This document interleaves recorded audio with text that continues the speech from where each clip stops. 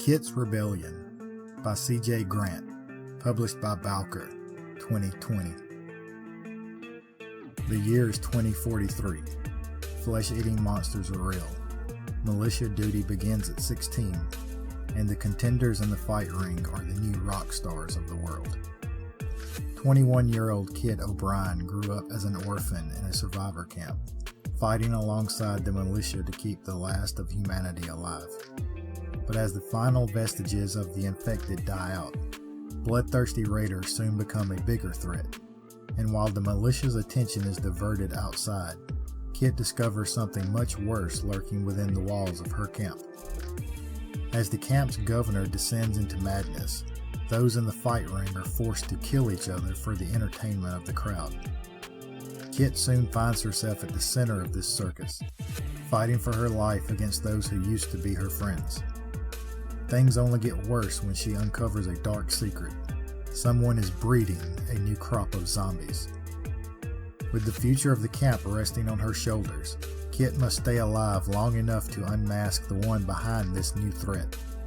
If she fails, she won't just lose her home, but her life.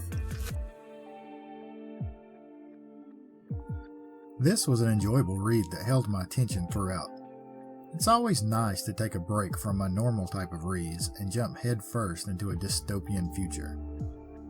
Kit's Rebellion takes place in a future that is about 20 years into a zombie apocalypse, although I don't believe the term zombie is ever used in the story. The book refers to them as the infected, but with this story, the infected take a kind of side role to the main plot. The story follows Kit O'Brien, a militia member and prizefighter.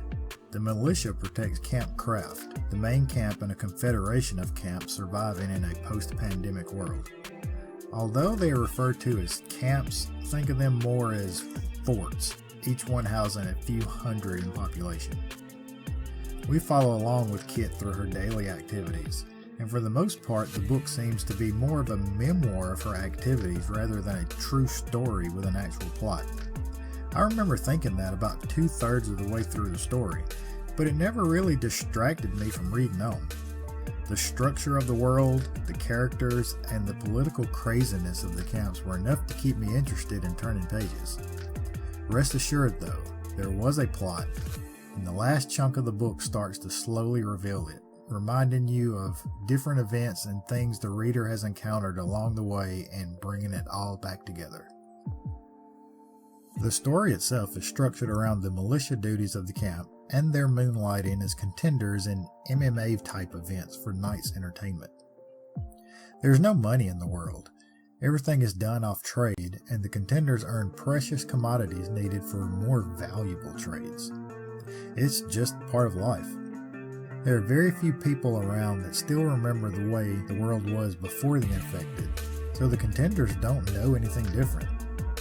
But when Camp Craft's governor starts to take on a strange fetish to the sight of death, even the contenders find it unnerving and immoral when the fights are changed to a Roman gladiator type event. This happens on top of a few other mysterious things springing up around the camp, and Kit and her trusted allies must secretly figure out what's going on without angering their leadership, all while staying alive in the new gladiator arena events to keep up appearances and stay on par with the view of the camp governor. The story is classified as dystopian, post-apocalyptic, but it isn't as extreme as some others that I've read. Although Kit has no knowledge of the world before, she was just 1 year old when shit hit the fan and the world first fell apart, so we aren't that far removed as readers from the world that we know. There are enough things in the book to keep new readers to this genre grounded. The vehicles, guns, and such are still in use, although fuel and ammo are rare and a valuable trade commodity. Think of a much tamer, more organized Mad Max type world, and you'll get a feel of where this story's at. Kit was a character you find yourself pulling for. At least for me, she was a character that I cared about what was happening to her. If you like strong female leads, she's your girl. Battle-hardened and strong, Kit is a perfect fit for the world created in this book. Of course, Kit finds herself in an emotional struggle between two love interests. That's not really my cup of tea, and when it started to reveal that subplot in the book, I wasn't quite sure the direction the story would take me, but I stuck with it and it works itself out pretty good. There was a good amount of emotional struggle for her to work through, but at the same time, it wasn't so much romance to make me cringe. The writer balances out the emotion of Kit's character and her military-style, no-nonsense attitude really well. The book offers up tons of other characters. At first, I was worried it would be hard to keep up with all of them, but it ended up being easy enough. Most of the characters were nicely done, with me only disliking the ones that you're kind of meant to. Some were a bit fleshed out better than others, but like I said earlier, there were a lot of characters. The only con I had with this read was some punctuation mistakes and a few grammatical errors, but none were glaring enough to take away from the story. The story stayed engaging, even through the parts where the plot had not yet become obvious. I made notes early on that some of the scenes could have been shortened or removed totally, but now after finishing it, I'm on the fence about that.